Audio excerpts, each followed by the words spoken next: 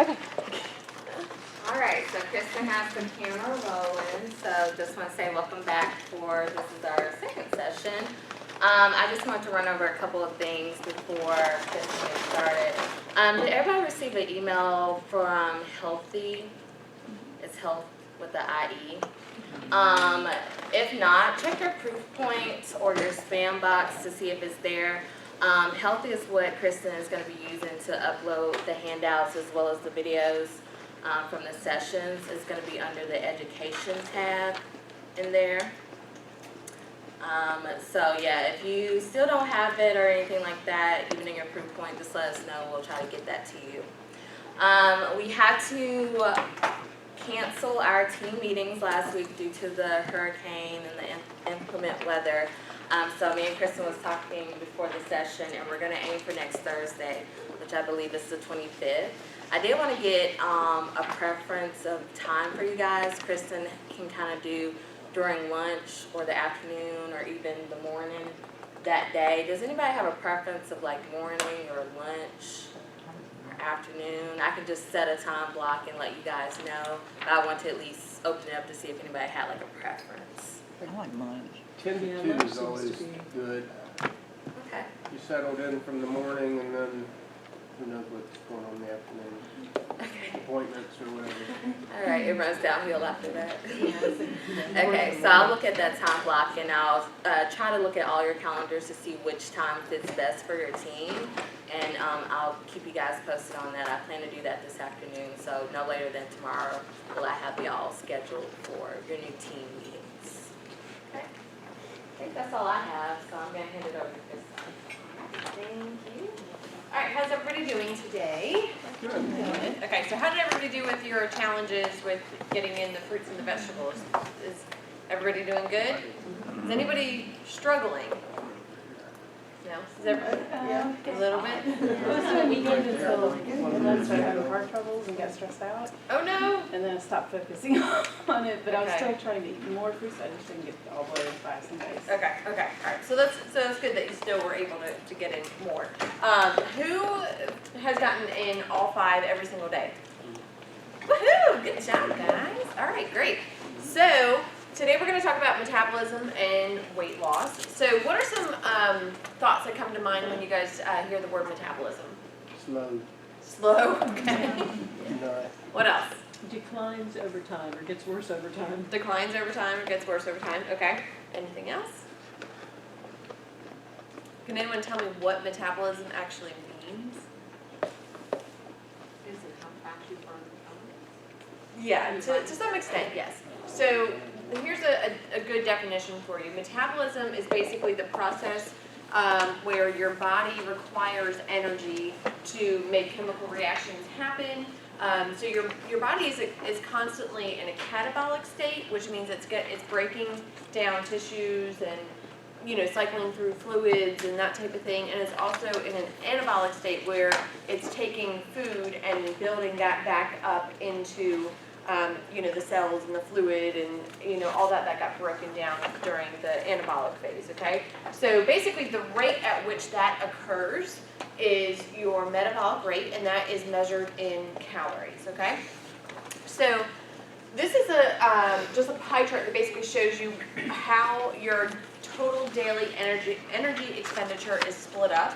And so these numbers are not 100% correct because it's going to be different for everybody, but it's fairly close. So RMR, the big one here, this big piece of the pie chart, is your resting metabolic rate. Okay, so that's how many calories your body is burning when you are at rest. So probably right now, just sitting, not really doing a whole lot. That is actually the biggest part of your daily energy expenditure. Okay, so that's where genetics come into play, that type of thing. Okay, so next you're going to have the thermic effect of food. Have you guys ever heard of negative calories before? Like eating celery causes negative calories. That comes from this thermic effect of food. So what that means is it actually your body produces heat and therefore burns calories by trying to digest the food that you're eating. So that actually accounts for a portion of your total daily energy expenditure, just eating, which is part of the reason why people that only eat one meal a day are generally overweight because you're not getting that thermic effect of food, or you're not getting much of it. So next we have this NEAT, N-E-A-T, which is non-exercise activity thermogenesis, and that basically accounts for your activity throughout the day outside of exercise. And that actually is also a big portion, and the higher that number is, it can actually make a significant dent in your weight loss, or ability to maintain your weight. So people that they've actually done studies where people that are just very sedentary, they just sit very still, are generally more likely to be overweight or obese than somebody that fidgets a lot. So that's where this NEAT, or non-exercise activity thermogenesis, comes in. So the more you're just moving around, the more you take the stairs, or you park further away from the building, or anything like that, that's where these calories come from. So next we have excess post-exercise oxygen consumption, which is this EPOC here. And so that is basically your body taking in more oxygen after an intense workout. So the more oxygen that your body takes in, the more it actually converts to CO2, which you breathe out, and that is actually burning more calories as well. So the more that you are doing intense workouts, rather than just running at a steady state or something like that on a treadmill, if you were doing sprints, for example, that's actually going to increase that excess post-exercise oxygen consumption. And the last one is exercise, of course. So, the more you exercise, that number is going to go up. But I think a lot of people think that exercise actually counts for a lot more calories than it actually burns. So how many of you have ever said, like, oh, I'm going to eat that cookie and I'll just exercise a little more later? Has anyone ever said that? Yeah. It actually does not work that way, because if you look at exercise, it's just this, like, small sliver in comparison to the rest of all of that, okay? So you're really not burning like thousands of calories, or maybe even hundreds of calories, like people think that you are. So let's move on. So we're going to actually calculate your resting metabolic rate, and then we're going to figure out how many calories that you need to burn. So some of these equations, I'm just going to preface this with, they can certainly be off. This is just an equation. This is not, 100% what you should be eating, but this is actually one of the most accurate. It's the Mifflin-St. Jeor equation, if that matters to you at all. So after we figure this out, then we're going to figure out what your activity level is, okay? So does everybody have a pen and paper to write with? Does anybody need anything? You do? Okay, do we have? I have a pen. You have a pen? Does anybody have a spare paper? Thank you. So let me explain this to you real quick. You're going to have to convert your weight to kilograms, okay? So it says down here, to determine your weight in kilograms, you're going to divide your weight in pounds by 2.2, okay? So you're going to figure that out first, and then you're going to take your height in inches, and then you're going to multiply that by 2.54 to convert to centimeters, okay? Does everybody get that? Okay, so you said we're going to take our weight and divide it by 2.2? Yes, so divide by 2.2, and then you're going to take your height in inches and multiply by 2.54, and then that's what you're going to plug into these equations here. So you're going to take your weight in kilograms, and you're going to multiply it by 9.99 first, and then you're going to take your height in centimeters, multiply that by 6.25, and then you're going to take your age and multiply that by the 4.92. So figure out those numbers first, then you're going to do 9.99 plus the 6.25, those numbers. Is anybody getting this? No? No. Okay. Yeah. All right, let me, can I pull up like a Word document or something on here? Okay, so Do you want said, to choose the Oh yeah, this is perfect. So I'm going to write it out for you guys so you can see the way that this works. Actually, let me grab my phone so I can use my calculator. Nobody was ready for math today, huh? No. Sorry guys. This is what I have to do on a daily basis. Okay, so I'm going to use myself, okay? So I weigh, let me move this over so we can actually get it. I weigh 129 pounds, okay? So I'm going to divide that by 2.2 to convert to kilograms. So 129 divided by 2.2 equals 58.6 kilograms, okay? Now I am 5'4", so basically I'm 64 inches, and I'm going to multiply that by 2.54 to get centimeters. So 64 times 2.54 equals 162.56 centimeters, okay? So now this equation is telling me to multiply 9.99 times my weight in kilograms. So this 58.6, I'm going to multiply that by 9.99, and that gives me, oops, 58.6 times 9.99, that gives me 585, okay? Now, the equation is telling me for my height to multiply my height in centimeters by 6.25. And times 6.25, that gives me 1,016, okay? So now it's saying multiply my weight or my age by 4.92. So I am 34 times 4.92. You guys are learning a lot about me today. So that gives me 167.28. Okay, so now I'm going to write this whole equation out. So first one is the weight, so 585, that's my weight in kilograms times 9.95, plus 1,016, that's the height times 6.25. So that is 585 plus 1016, so 1601 minus my age here, so the 167.28. So that gives me 1433.72, and then I'm going to subtract a 161 from that. So my resting metabolic rate is a sad 1,272 calories. Is everybody royally confused?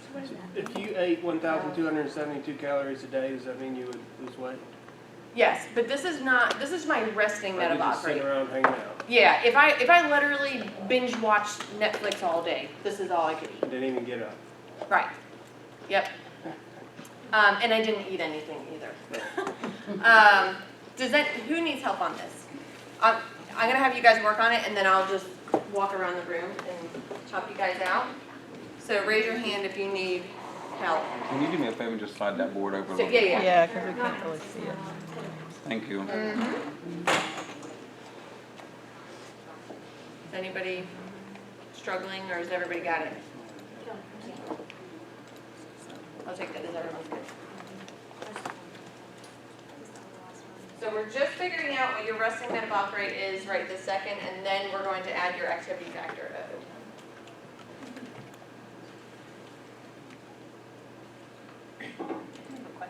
Yeah. So, say for example, I had some pasta and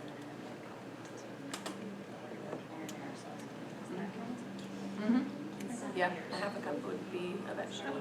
Yep. Yeah.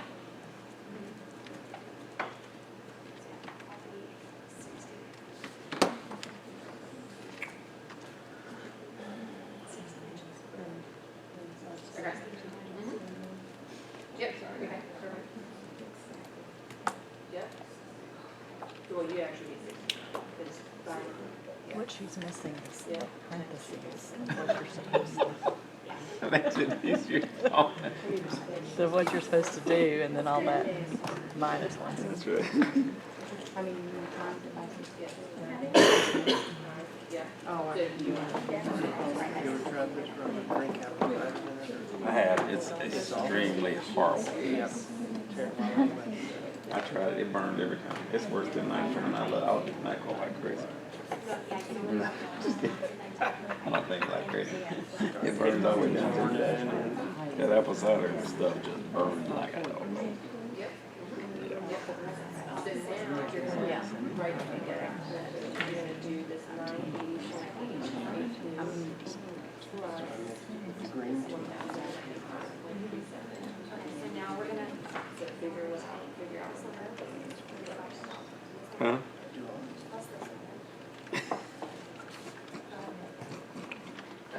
Yes, I want to laugh because it worked for me. Yeah, so 10.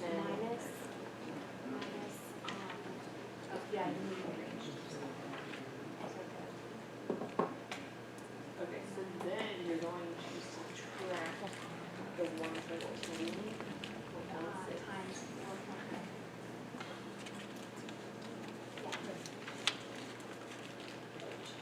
Well, now my kid says, why am I ever going to use order of operations? I was gonna say, we're missing parentheses, that's the problem. Yeah. That's why I can't figure it out. I don't know what's supposed to go with what. I'm only laughing because I know exactly what you're going to. Not even 13 So I'm just. Give me a break, guys. Okay, does everybody have their resting metabolic rate? Did you get your figured out? Is it? No. Oh, okay. Can I help? Does anybody else need more time? What do we do?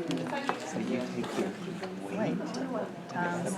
no, first of Oh, all. I got that, I got Okay. that. All right, and then you're gonna multiply that number times 919. Why do males And the have height's 5? gonna be times 6.25. So whatever your height is, you Okay, multiply so times it's 6.25. Right. And then this is gonna be your, this 4.92 times your age. Okay. And then you also you'll add this to this and subtract that, and then you get Minus that. there you go. Yeah, it should be at least. Okay. All right, good. Okay, so now we're going to move on to the next screen. So we're going to figure out what your activity factor is. So you're going to take what your resting metabolic rate is, and then you're going to multiply it by one of these numbers, okay? So if you have a desk job, which I think everybody here does, and you don't exercise, then you're 1.2. You multiply your resting metabolic rate, the number we just found, by 1.2. If you are just lightly active, so you have, maybe a desk job, but then you do exercise 1 to 3 times per week, then you're going to multiply by 1.375. If you exercise 3 to 5 times per week and you are, really like doing something in those workouts, then multiply your number by 1.55. Let's say you're training for, some sport or something, you would multiply by 1.725, and then extremely active would be like if you're a construction worker and you're training for a marathon on top of it or something like that, okay? Which is probably nobody in this room is these last two, I would think, but I might be wrong. In my opinion, you should err on the side of caution and go lower than higher, okay? So multiply your number by that, whatever activity factor you're supposed to be. So I'll do this for myself. I'll say 1272 times 1.55, and then I think it's something like 18.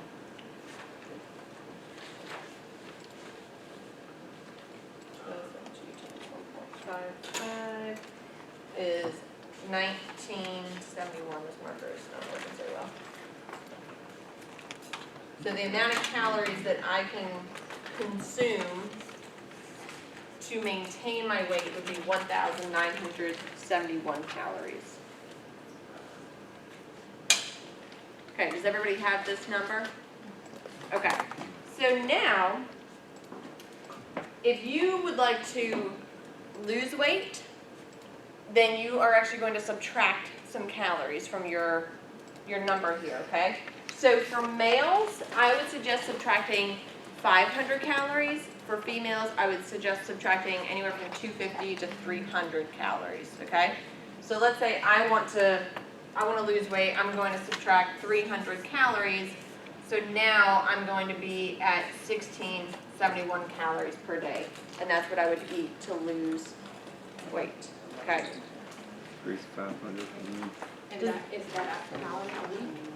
It's going to be different for everybody. There is, unfortunately, people say, oh, you subtract 3,500 calories a week, and that's a pound a week. It doesn't. It's not that cut and dry. So, unfortunately, there's no way for us to tell you what exactly it's going to be. Yeah. Okay. Does this make sense to everybody? Okay. Sure. Something I would highly suggest doing is tracking your food in MyFitnessPal for a couple of days and seeing how much you're actually consuming. Compare that to the number that you have, okay? Because if you're only consuming 1,000 calories, but yet you're calculating that you need to be eating 1,500 calories to lose weight, well, clearly something's not right. So in that case, instead of adding in more food, I would probably bump up your exercise. But if you're already exercising a ton and you're still only eating 1,000 calories, yet you should be eating 1,500 calories, then you actually would want to start working your food up very slowly, because what has now happened is your body's kind of in a starvation mode and your metabolic rate is pretty depressed then, okay? Does that Dog, make I wish sense? I was there. Well, yeah, actually you don't. It's a nightmare. It is literally a nightmare. So, yeah, no. Okay, so does this make sense to everybody? Does anybody have any questions on this at all?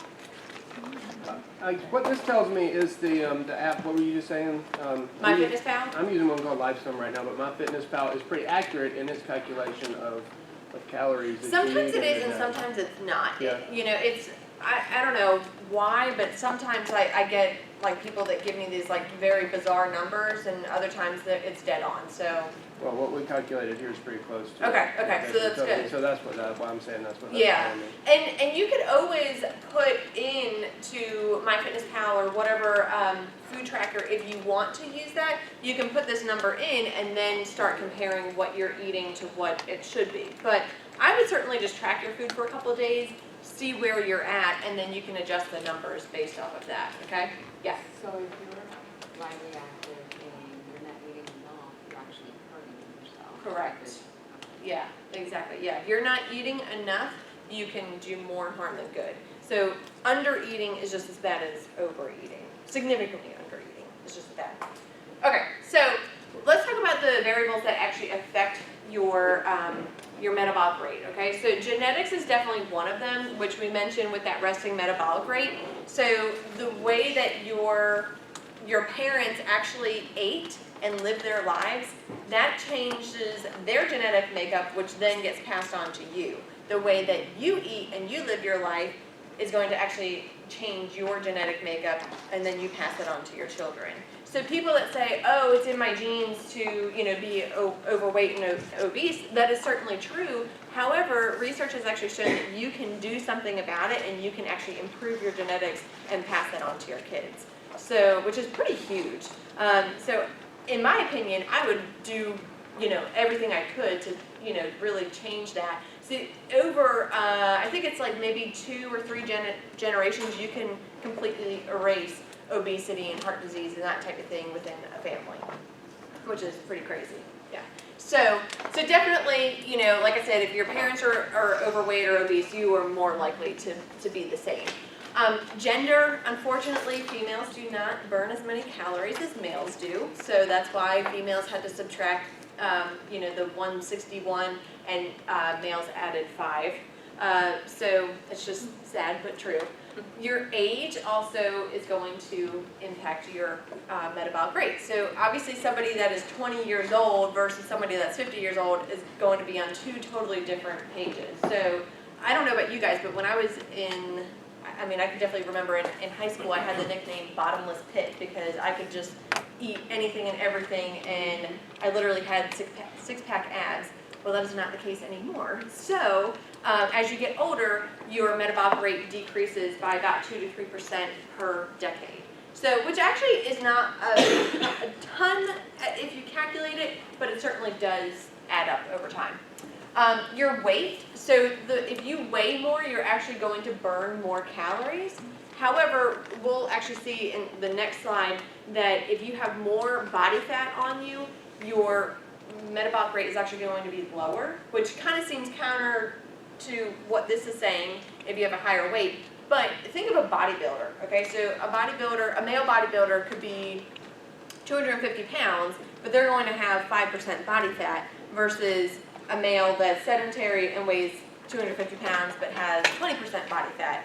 Obviously, the bodybuilder is going to be burning more calories because he has more muscle mass, and the more muscle mass you have is metabolically active, which means it actually requires calories to keep it there. So the bodybuilder is going to be burning way more calories than the sedentary guy. So the bodybuilder may be eating 4,000 calories a day, whereas the sedentary guy may only be eating 2,000 calories per day. All right.